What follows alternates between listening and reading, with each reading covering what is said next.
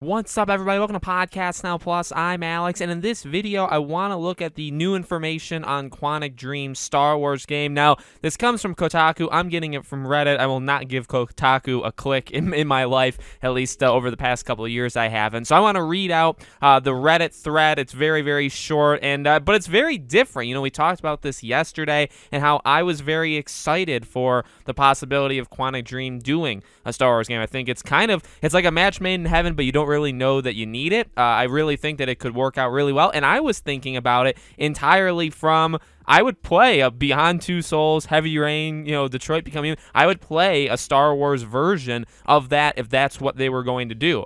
This one actually is cool, but it actually raises more questions of can they pull it off. So what is it? Well, they said the game will be more action-oriented and exploration-focused than the likes of Heavy Rain, Beyond, and Detroit, which are all interactive story-based titles which all use QuickTime events, so it sounds like QuickTime events are going to be dropped. Adopting more traditional action gameplay, the Star Wars game could also include open world and multiplayer elements. So, we have heard, now here's the one reason why you could say, you don't believe this, and trust me, because it's Kotaku, I'd like to not give them credit at all, but what we do know from Quantic Dream over the last, year or two, sounded like they were building a multiplayer game, that was their focus. They were making I think even microtransactions had come up, and there's actually people were kind of worried about that. So if this is that game, well, suddenly that massive excitement I had yesterday is not. It's either not as high or it's just not there at all, right? It's just kind of morphed into something else. I mean, ultimately, Quantic Dream is still Quantic Dream. I still think they are a very high-quality studio. Again, like I said yesterday, people are always going to have problems with David Cage. And, and I think if you had problems with their games, that's totally valid. Beyond Two Souls, as I've said, I really liked it. I didn't like it nearly as much as Heavy Rain or Detroit, but I did like it. But I know it's, A, not a game for everybody, and B, a lot of people did not like it, and I do understand why. I think, honestly, the first thing they should have done is just made it a chronological order, start to finish. I think that would have made it better. But anyway, this just makes it a different game. Now you have more traditional action. You know what I mean? So a third-person action. And I say third-person just because I really don't think they'd go first, right? Third-person, action thing.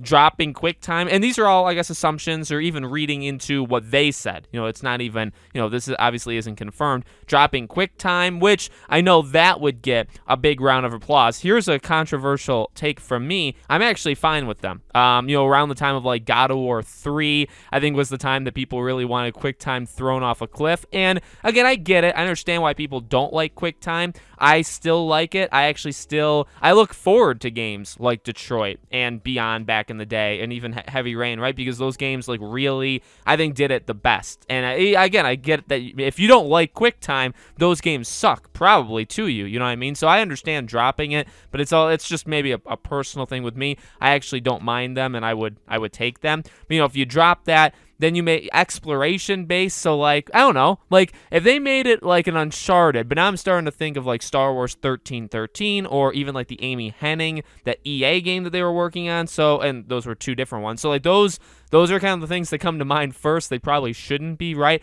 Multiplayer focus, and then like I said, then you bring in what we've heard in the past, that there would be a big multiplayer focus and there could even be microtransactions. So it's a big what if. I mean, just even outside of that, whether you like the idea of a kind of just a normal Quantic Dream game and then substituting Star Wars into that and saying, do you like that or not? Or then you substitute it by saying, well, you have the quality of Quantic Dream, but they're doing something entirely different and doing this. I guess based off of what I've seen in the gaming industry in the past, a studio never fully drops their DNA. So, and what I mean by that is even if you look at, Returnal is so different from Housemarque, but it's also not at all. It's actually kind of weird to me because it feels very much like Nex Machina. It feels very much like Resogun. That's, you can just sense it. You know what I mean? That's not gone from them, even though Returnal is a very different game from what they've done. Even, I would say, Ghost of Tsushima from Sucker Punch.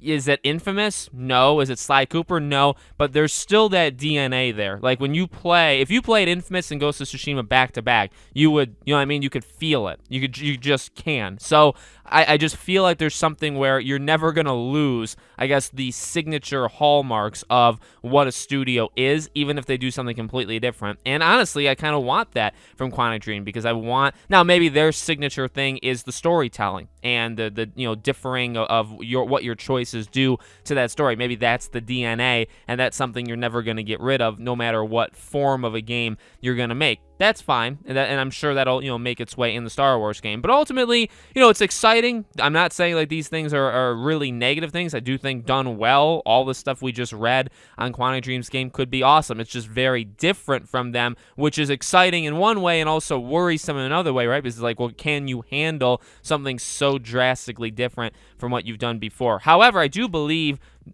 based on what people have said, this would be, these Quantic Dreams open multiple, like they don't have just one studio, one development team. This is, I believe, in a new studio they opened up. So maybe these people that are making the Star Wars game have never even worked on games, and that's something I literally just thought of now. Maybe they never even worked on Detroit or Heavy Rain or etc. Maybe David Cage has a part of it, but not like the full, not the full part of it. So we'll have to see, once we get confirmation on these things. So let me know what you guys think in the comments below. Make sure, as always, you guys are subscribed to the channel. Hit the bell icon so you guys know when all these videos go up. And I do a brand new video on the channel every single day. And so I hope to see you guys for tomorrow's video.